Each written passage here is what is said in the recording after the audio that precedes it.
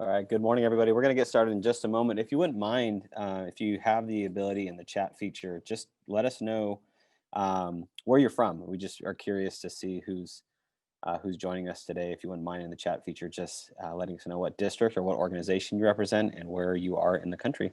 Thanks.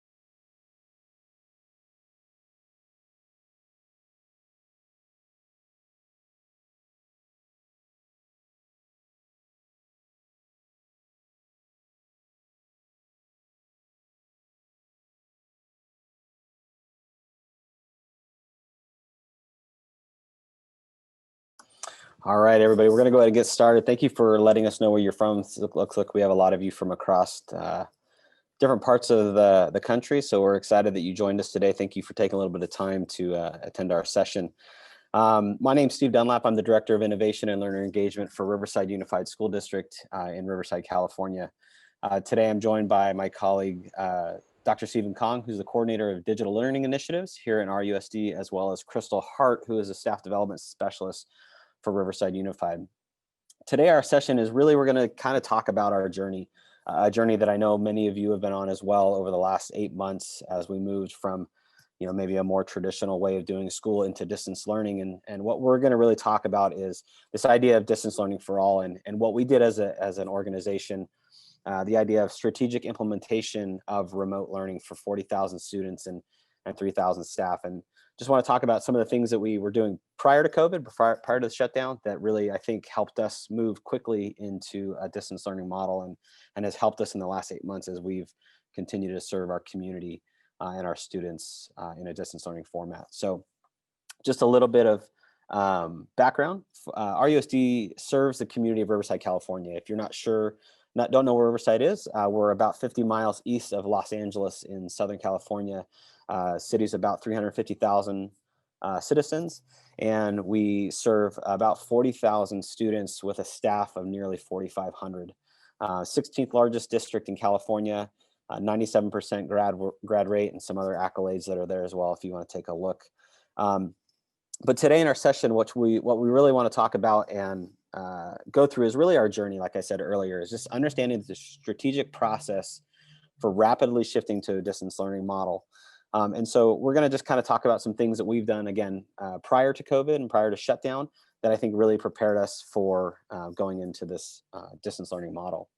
One of the big things is this idea of leadership through a systemic approach. And we've had the good fortune of having our superintendent over the last several years really build a lot of capacity, leadership capacity in the organization. Dr. David Hansen, our superintendent for the last 6 years, has really focused on this idea of shared leadership and the idea that everybody in the organization has leadership from the seat that they hold. So whether that be from the board to cabinet, all the way down to our part-time noon duty supervisors, everybody has a role in leadership, and we all of that is focused around what we talk about in our district as the portrait of a graduate. This is another initiative under the direction of our superintendent that we really spent some time over the last 5 years really identifying what do we want students to know, be able to do, and be like when they leave RUSD. And that idea and that mission, which has been refined over time, certainly, but that idea is really in the minds of everybody throughout the organization, so that we all are focused on the same goal. And while we all have different roles, obviously, throughout the organization and different leadership roles, we're all focused on the same thing, and that's preparing our students for the world and for college and career. And so just that idea of leading through a systemic approach has really prepared us to make this shift over to distance learning. One of the unique things about Riverside is and I get the opportunity to lead this department called Innovation and Learner Engagement. And really what it's focused on is we have a pretty broad spectrum that we look at, everything from professional development to educational technology, even to network and infrastructure. But one of the areas that we focus in a lot is this idea of strategic planning and strategic implementation of ideas. Our team over the last several years has really gone deep in some areas around improvement science. So with the help of the Carnegie Foundation for the Advancement of Teaching, and another organization called APQC out of Texas, and their idea of master planning through innovation. Those two organizations have really set a tone in our district, and not only in our department, but throughout other departments. And this idea of having kind of this cycle of inquiry, or this cycle of improvement, of planning, collecting, analyzing, and adapting our different initiatives. And so we've been really lucky in our district to have a department that gets to focus on that, and then also gets to work with other departments and help them refine their process. So the next slide. Okay, so what we really do, and this is getting down into the strategic implementation part of things, is we really look at 4 big questions. The first question in any initiative that we're taking on, and again, these are things that we were doing prior to COVID that helped us really make a quick shift into distance learning. The first question we always ask is, how does the user experience our problem? So when we identify a problem, or a problem is identified for us, the first thing that we do is we want to look at our users. And our users could be our students, they could be our staff, it could be our families, or our community. But really getting to the place where we're having these, what we call empathy interviews, where we really strategically focus and try to find out as much as is possible of the stakeholders' experience. We want to understand their emotions, their thoughts, and their needs.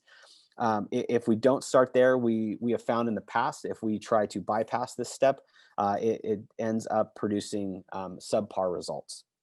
So that's the first question we ask. And then the second question is, we look, what is our current practice? And one of the things that we've taken a lot of time with is these idea of process maps. So we create visual representations of the way we currently do our work. And now this goes across the organization. This could be from an instructional side of things. How do we do certain things? From a technical side of things, this could be for nutrition services. One of the areas that we've used this a lot too is in our business department, and even looking at procurement and how do we do things. But this idea of putting up on a board somehow from the very beginning to the very end of a process, what are all the things that happen, who's involved, and then looking to see if there are places within that process that are causing problems, right? That are becoming barriers that arise in the work. And that has been really eye-opening, not only from an instructional standpoint, but also from just a technical and business standpoint of how we operate within the district, and the different processes that we go through. Once we do that, we then look to this idea of what is the common reason for our problem, right? So we've done this big map, and we've laid out the process, whether it be instructional or technical. And then we start to collect and analyze the data based on those different parts of the process map, and really trying to identify what are the key causes that are contributing to the problem that we're having. And then finally, the last thing that we do is that we move to the research, and we look at the literature. And we ask the question, what does the literature, what does the research and practice knowledge say about our problem? And really we look to other districts, we look to other organizations, and we look into research to see how the problem that has arisen through this process, are there other ways of approaching this, and what does the research say around that?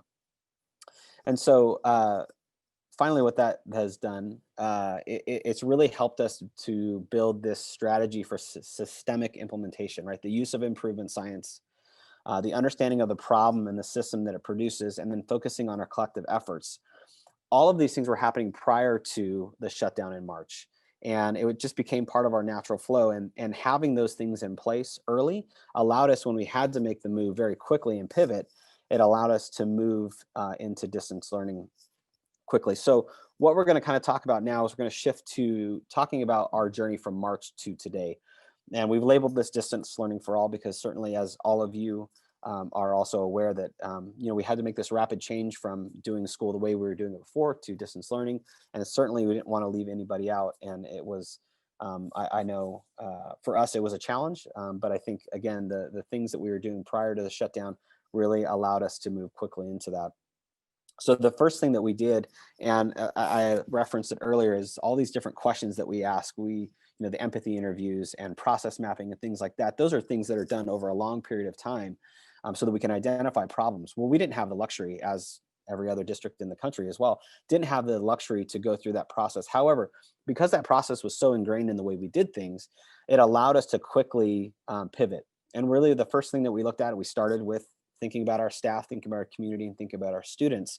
And we did our best to elicit their information and put out surveys and really ask from them, what is it you need? Where are the gaps? How can we help fill these gaps to move from our traditional way of doing school to a distance learning model?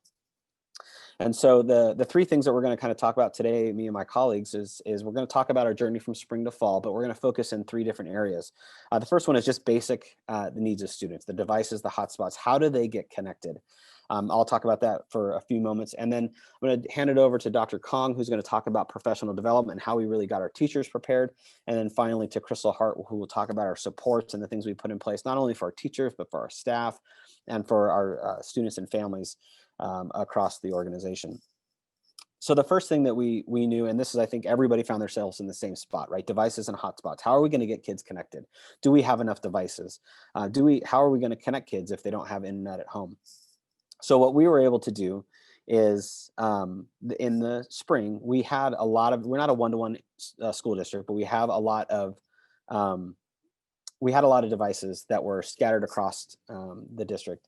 We were able to get 17,000 Chromebooks out to our students. We sent surveys out, we called families, we said, what do you need? How can we help you? A lot of our students had a device so they could use at home, but we had many that didn't. And so we had to quickly gather 17,000 Chromebooks from across the district and get 1,000 hotspots out to students and make sure that they were connected in the spring. And we thought going into the summer, obviously, as many of us did, thought that coming into the fall we would be back in school and it wouldn't wouldn't be a big deal. We'd be able to get our Chromebooks back. But what we found, obviously, is that we weren't able to return. And then again, we reached out to our students and our families and said, do you need a device? And it was surprising. We found another 11,000 students who were in need of Chromebooks. And again, we were fortunate enough to have those devices in the district. We were able to collect them, sanitize them, and get them distributed.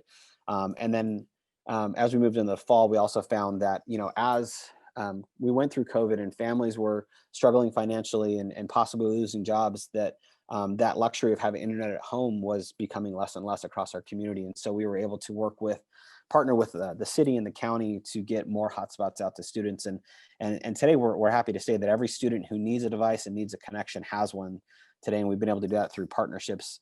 But again, a lot of that was through early planning, through, again, those different ideas of improvement science that really put us up and set us up for success in that. See, we're going to go to the next slide here. Okay, so just a really quick rundown of this. Like I said before, we had devices in the district, but we had to very rapidly, in a short amount of time, get those 17,000 devices collected, sanitized, and distributed. And a lot of that turnaround, and we did that in about a week and a half, a lot of that turnaround really came from this idea of having those strategic plans in place of how do we do things. Again, we didn't have the time to sit down and take our time to write out a plan of how we were going to get all these Chromebooks in, get them sanitized, and get them out. We had a week and a half. And so, but just having some of those practices ingrained in the way we do things and the way we flow, whether it was our maintenance and operations department, our technology service department, or our curriculum instruction department, we had that common understanding and common language to be able to pivot quickly and get those out to students. So the next thing we're going to focus on is professional development. I'm going to turn it over to Dr. Stephen Kong, who's going to take us through that section. Hi, good morning, everybody. So once we had a plan for distributing devices and hotspots to make sure every student out of our 40,000 had the resources to engage in distance learning, we had to focus on getting our staff ready. So to prepare our staff, we really prioritized professional development and explored new ways of delivery and engagement. So professional development in the spring of 2020 and the fall of 2020 looked drastically different. In one case, we had no previous experience to refer to or guide us, as many of you went through the same situation. But we knew how important professional development was to make sure teachers and administrators felt prepared for the change in our schools. And I'm sure for many of you, it felt like this in the spring. We were all scrambling to adjust to a new normal for learning, while also making sure we were preparing our teachers to successfully transition to distance learning. We were essentially all on this airplane that was literally being built as it was in the air. So our first resource was building a comprehensive staff resource site. This website housed everything teachers needed to engage in professional development.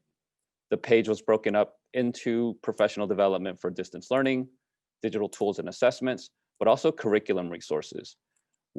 Our team's really fortunate to be able to partner with our curriculum and instruction department, and they just have great experts in their respective fields. So the collaboration with those teams allowed us to build the tools and resources that were determined by an internal district team made up of administrators, staff development specialists, and teachers on special assignment, who all had the depth of knowledge required for their specific areas of strength. And we had to consider not only the needs, but the abilities of all our staff in regards to instructional technology. In considering their comfort level to transitioning into distance learning, we created learning pathways that were specific to their needs. These pathways started from introductory to beginner, up to intermediate and advanced. We also had pathways for staff members utilizing Odysseyware and an administrator pathway for our principals and assistant principals to be able to support their staff. So in this example with our intermediate pathway, which you can see on the right side of the slide, you can see the emphasis on Google Classroom, Flipgrid, and Screencastify with links out to videos, PDFs, and other resources for our teachers to help them prepare and adjust to distance learning. We also had staff members who preferred to learn about specific tools rather than focusing on our learning pathways. When you have 2,000 teachers, you're inevitably going to find people of different skill levels, people with different comfort levels. So for some of our staff members, they preferred to prioritize the learning of specific tools. And this was really in line with giving our teachers the choice and voice for personalized professional learning. And this goes back to our idea of empathy interviews and really understanding where teachers are and what they need. So instead of just a kind of top-down movement, we really try to house and create resources based on the needs and voices of our staff. And what teachers found most helpful during the spring was our use of what we call shells. We provided all teachers an option to continue using their Google Classroom accounts or receive a weekly classroom shell. Our teams built out a Google Classroom with all of the content teachers and students needed, broken up every 2 weeks. We added teachers to these classroom shells, which allowed many staff members to have a much easier time transitioning into distance learning. And again, going back to the idea of strategically collaborating with all of the stakeholders within your organization, the building of these shells was really made possible by members of our special ed team, of members of our curriculum and instruction team. So working with these teams, we were able to provide a really robust resource for teachers to be able to jump right into distance learning with these Google Classroom shells. While supporting our staff, we also recognize families needed support and their own version of professional development. So for that, we created a at-home learning opportunities website, which was updated every week. This website housed resources that could be used during the summer, enrichment activities, health and safety information, and it really became a hub for our community with over 27,000 visits within the first couple days. So navigating through the at-home learning site, families had access to digital learning tools, social emotional learning, digital citizenship, enrichment activities, and much more. Some of these items were not originally on the site, but were slowly added based on what we were hearing from our families. So we really pride ourselves in listening to our community, listening to our families, as well as our students. And as our families expressed interest and concerns about different ideas and topics, with especially ideas on how to keep students engaged during the summer, we built a summer enrichment subpage and created links with resources for families to be able to use during the summer. And as we transitioned into the fall of 2020, the feedback from our Google Classroom shells was so tremendous that our staff requested similar resources for the start of school. So working together with our different teams, we created resources for teachers to use during the first days of school that focused on multiple topics to get students excited and ready for online learning. Again, I want to emphasize here that we did not push out what we thought was best for staff. We listened to our teachers' needs and what they felt would be most helpful and designed our approach with the end user in mind. So within the first few days of school, we had mandatory digital citizenship courses that were student facing. We had social emotional lessons with an accompanying playbook with SEL activities. We had health and safety lessons and digital lessons focused on developing online study skills and habits using G Suite. The last piece was essentially professional development on how to use digital tools for our students to be able to adjust to this fall of 2020. And additionally, for staff in the fall, we didn't focus just on our certificated team, but we developed and created professional learning for all employees. So this was a combination of mandated compliance training options, but also what we call free choice courses. All courses were designed to be accessed at any time and were completely asynchronous.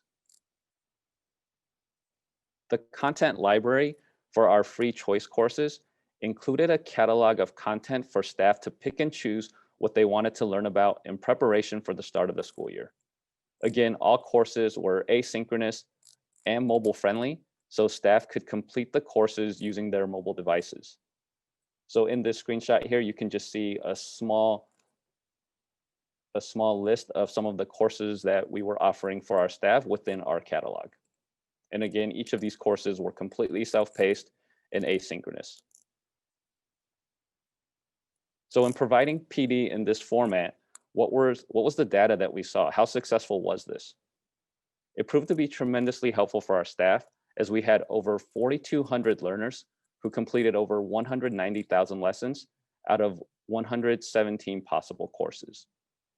The building of these courses was, again, a collaborative effort between our department and all of the different teams across our district. Again, our curriculum and instruction team, they're one of the largest teams, but they also have just excellent resources and experts. So they helped us build a tremendous amount of resources that were very specific to their content areas to get teachers prepared and comfortable for the fall of 2020.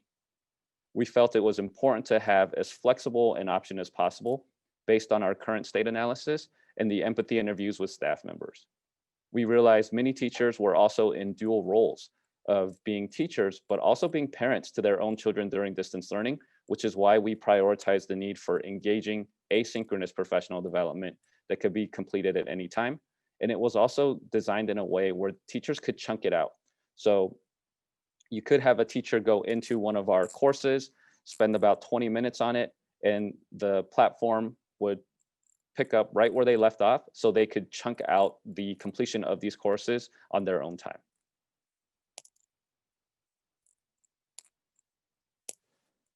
And lastly, with everything going virtual, we recognize the importance of digital citizenship. Students needed to learn how to practice safe and responsible use of the digital tools and resources available to them in a virtual learning environment. So although digital citizenship is taught to all students using Common Sense Media's curriculum, we needed to provide flexibility for our students and our staff. Our district has a full scope and sequence of digital citizenship lessons, which teaches students how to navigate cyberbullying, internet safety, digital footprint, and other digital concerns. An additional support for our teachers and students was the lessons that we had that we turned into asynchronous student-facing Pear Deck options. Again, really prioritizing the asynchronous options, not just for staff members, but our students as well. These lessons included audio support with the grade level teacher providing instruction and interactive lessons.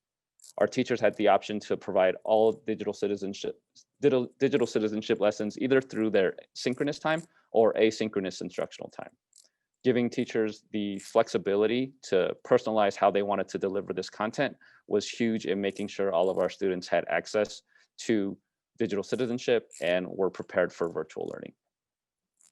So I'm going to go ahead and hand it off to Crystal Hart, our staff development specialist, who's going to share about the current supports that we have in place. Thank you, Dr. Kong. So designing and delivering professional development for our staff was a priority, but we also recognize the importance for providing and maintaining support for our diverse stakeholders. Technology is an essential component to school while in distance learning, and it's necessary to foster parent and caregiver support during the transition. With digital applications, tools, and resources, our students and families needed access to additional support to navigate school successfully. Some of the key areas of concern included the use of the digital instructional materials, digital citizenship, and addressing the homework gap. But first, let's take a look at the 3 models of distance learning our students are participating in. In the home-based program choice, the parent and guardian serves as the instructor for content with monthly in-person check-in meetings and a certificated teacher. For our virtual program choice, approximately half of the student's day is asynchronous, live interaction, and half of the day is independent, asynchronous activities. We offer 3 different schedules, including an evening model, in order to meet the needs of our diverse community. Finally, the in-person program is a phased model based upon community health circumstances and guidance from our state and local health officials. So currently, this is the first phase in distance learning, which occurs at home during the typical hours of school with live interaction and independent work. We believe that program choice programs are providing will long endure this pandemic and will continue to be available for our students and families, helping to better meet the needs of our communities as we move forward. Beginning in the fall of 2020, we established a call center that is open 7:30 a.m. to 4 o'clock p.m. Monday through Friday, and also a 24-hour support email for parents, staff, and students to request help. Assistance is provided in English and Spanish. When stakeholders contact the call center, support providers are able to walk their user through the steps and then solve the issues. The fully operational call center has been ongoing and continues to provide support across the community. Our call center support line has been able to resolve over 7,000 issues. This data represents the amount of support provided in a variety of areas, including Chromebooks, hotspots, passwords, questions about Google Meet, and other distance learning tools teachers use for daily instruction. And as you can see, the largest amount of support was provided in the area of student Chromebooks, which are necessary for our students to use for daily instruction. The Family Technology Resource Site was created to support our families, caregivers, and students, and this site has been visited over 40,000 times. We update the site weekly, and all resources are available in English and Spanish. The site provides families with all of the resources they need to support their students at home with distance learning. So we have resources with screencast and FAQ documents, and they've all been created to be student-facing as well as parent-facing. The Family Technology Resource Site includes information and tutorials on accessing the tutoring opportunities across our district. Additional supports include accessing and navigating the Clever portal. So all of our RUSD students use the Clever portal to access their digital textbooks, Google Classroom, and other G Suite resources, as well as district supported sites. Google Classroom tutorials range from navigating the platform to managing your Google Calendar with assignments to communicating with your teacher using the comment features. Technology quick tips were released 3 times a week and posted to this site as well. These quick tips supported accessing the Aries portal for grades, meal application for help, and a variety of Google Classroom tips, including turning in assignments and collaborating with peers. Using Google Meet, Chromebook tips, and helpful hints for navigating supplemental instructional tools such as Kami and Seesaw. Finally, the Family Technology site contains all of the recordings to our Family Technology webinars, which take place weekly. Morning and evening webinars are offered in English and Spanish and with an American Sign Language interpreter. Our topics range from supporting students in distance learning with Google Classroom to navigating the digital resources and content areas such as English language arts, math, and science. An important part of supporting all stakeholders includes multimodality communication. So one way that RUSD communicates with stakeholders is by sending emails with PDF links, such as this in-person attendance guide. These live documents are fluid and constantly updated. Families also receive Peach Jar updates, which are digital flyers of upcoming events and opportunities. And our families also have an option to sign up for text message notifications. RUSD also communicates with stakeholders via social media channels, including Twitter, Facebook, and Instagram. Our communications team also maintains playlists on our district YouTube channel, so our stakeholders can refer to past board meetings, technology quick tips, superintendent updates, and other events in the district. Aside from our 1-hour webinars, our strategy of applying empathy interviews revealed the need for shorter content that was easily accessible for families where both parents might be essential workers. So to support these families, our tech tip playlist was emphasized with the quick 1 to 3 minute videos that were released 2 to 3 times a week and can be opened using their phones on YouTube. So one support that we have in place for helping with learning loss mitigation is Paper, an online tutoring platform for all of our 5th through 12th grade students. Paper's educational support system will allow students to receive intensive tutoring, tailored instruction, and personalized solutions to ensure that none of our students are left behind. Accessing this extra help is extremely important, especially while our students are in this virtual learning environment. RUSD provided Paper's online tutoring help, which again can be accessed 24 hours a day and 7 days a week. Our students have unlimited access to Paper for the entire school year. The tutoring is chat-based, and our tutors provide support in 4 languages: English, Spanish, French, and Mandarin. Our students have unlimited access to these tutors, so this means they can ask as many questions as they like whenever they feel they need help in any academic subject. Paper tutors can help students with a variety of subjects. So within each of these broad subjects, Paper has highly qualified tutors who specialize in more specific domains. So for example, for mathematics, Paper tutors can help students with basic arithmetic, advanced geometry, statistics, and even calculus. Paper's English tutors also support our English as a second language students and our dual language immersion students. The online tutoring service, Paper, also provides a free essay review feature for our students. Students can submit their writing, the teacher's directions, and any additional information to the tutors, and then they'll receive detailed feedback on their writing within 24 hours. The tutors provide feedback on grammar, content, as well as the essay structure. Students can use the essay review services unlimited times as well. Additional Paper tutorials are also located in English and Spanish on our Family Resource Technology site. And then we'll pass it back to Steve Dunlap to close us up. Thank you, Crystal and Dr. Kong. So just to summarize and bring everything to a close, we started the conversation today just talking about some of the things that we had in place in the district prior to moving into a distance learning format. The idea of having empathy interviews and looking at things from a process lens, and then really drilling down to those different areas in which maybe barriers exist to being a most successful process. And all of those things, I think, we believe in the reason we're doing this presentation, we think have really added to and allowed us to make the pivot very quickly from our traditional way of doing school and moving into a distance learning model. And as I'm sure with all of you and many districts across the country, we certainly have learned a lot through these 8 months of distance learning.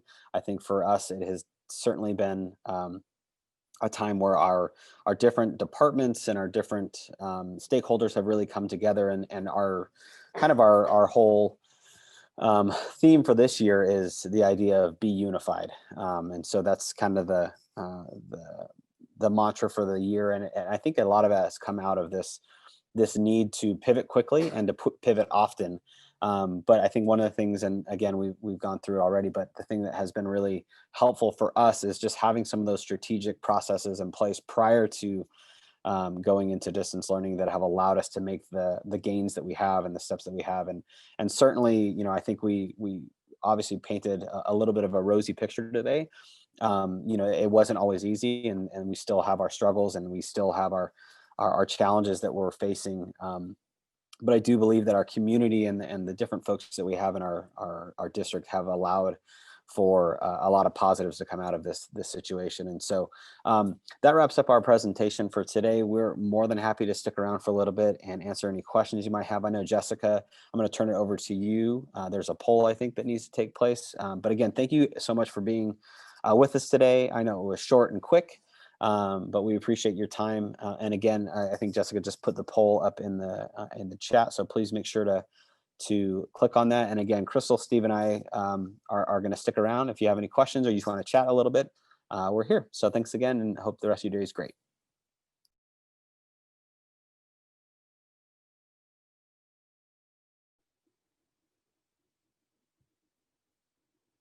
Dr. Kong, do you want to just wait around for a couple minutes, give people a chance to put questions in the chat box? Yeah, absolutely, Jessica. We would have had time for Q&A in an in-person training, so we did set this session up to follow the same format. Okay, great.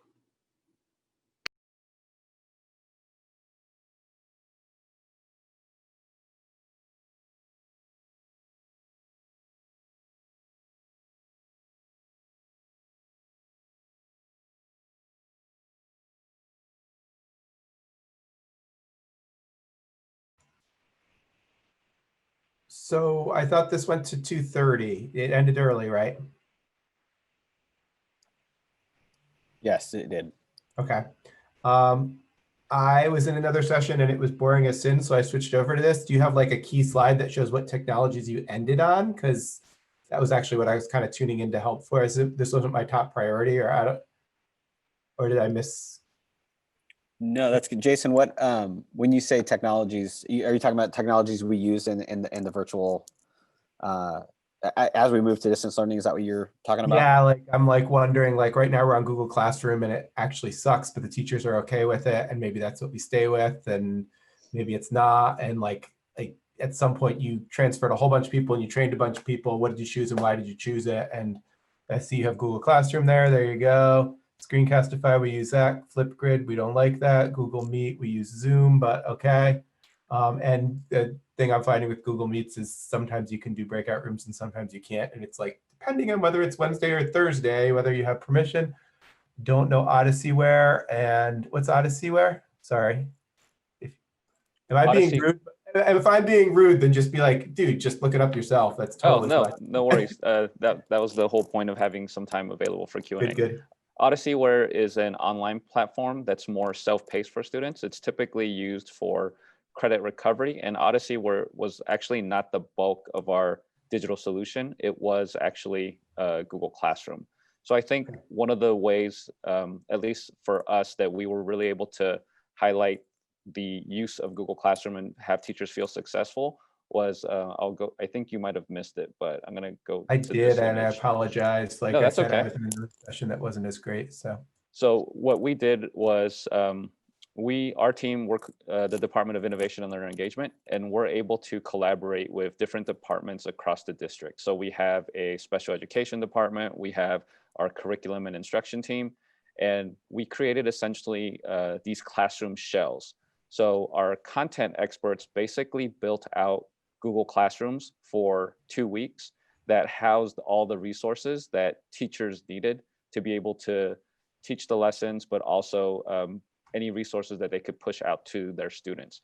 So instead of just saying to teachers, hey, you got to use Google Classroom, it was, we're going to train you on how to use Google Classroom, but here's also your classroom with everything built into it that you need to get adjusted. And what we found was when we first pivoted to this, a lot of teachers requested these shells. And as they got more and more comfortable with it, within the first 3 to 4 weeks, they kind of said, you know what, we actually don't need you to build us any more shells because we now know how everything works in here. And we're just going to keep adding to our own classrooms. So really providing this shell option for teachers was really a positive experience for teachers to be able to quickly pivot to virtual learning. Great, that totally makes sense. Did you use the Odyssey-ware yourself at all or no? So I did not use it, but we did have students who were in a credit recovery situation, and those were the students who were using Odyssey-ware. And is that set instruction or is that personalized learning where they kind of set their own goals and build from there? It is adaptive in a certain sense, but the feedback that we got from some of our staff members was that it didn't provide them with the necessary flexibility that they would like as if they were leading their own classrooms. Okay. So yeah, it sounds, we have Play-Doh, so it sounds like about the same thing. Okay. And ours is already improved by the state DESE, so I'll take it. And Mitzi says, have we conducted any parent surveys since you have implemented supports for our families? So we have a department called Research and Evaluation, and that team has sent out parent surveys through multiple platforms, through email, through phone calls, and they gather all of the data to help guide some of the strategic plans that we put into place. So once that department sends out the surveys, they share the feedback with us, but they also get our input in terms of what types of questions we need to ask. So in figuring out how many families needed access to devices and hotspots, the Ray department was really essential in getting that communication out.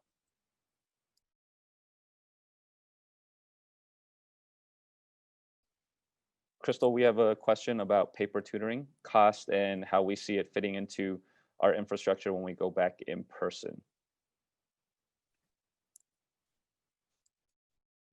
Yes, so paper tutoring we purchased, and it was $20 per student is what we negotiated for the remainder of the year. And we also have our fourth graders on a pilot until December as well. And then we're going to look at the data and see how it is being used with the primary students or the fourth graders, and then make a decision based on that. So the way that it's going to fit into our infrastructure is that our teachers are currently being supported by a site lead at every site that works with me. And I work with paper tutoring, and we build capacity that way. So it is an ongoing process, and each site has different needs based on their demographics, their students, their staff as well. So that process is being determined just as we move forward, especially because we don't know exactly when we'll transition to hybrid or full in person. So we're kind of pivoting based on feedback and what the students are showing their need is. And then we'll continue to use that cycle of inquiry to determine what paper looks like going forward.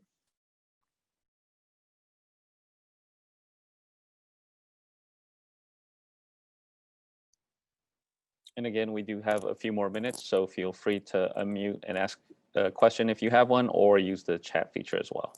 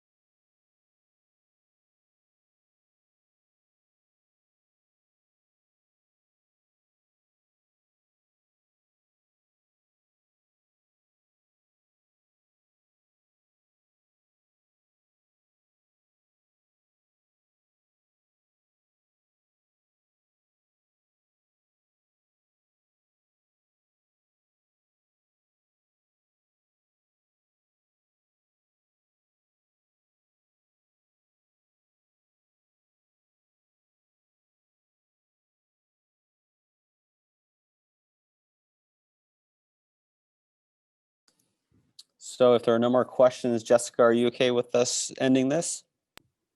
Yes, that's perfectly fine. All right. Thank you. The rest of you that are here, thank you so much for joining us today, and enjoy the rest of the conference. Thank you all. Thank you.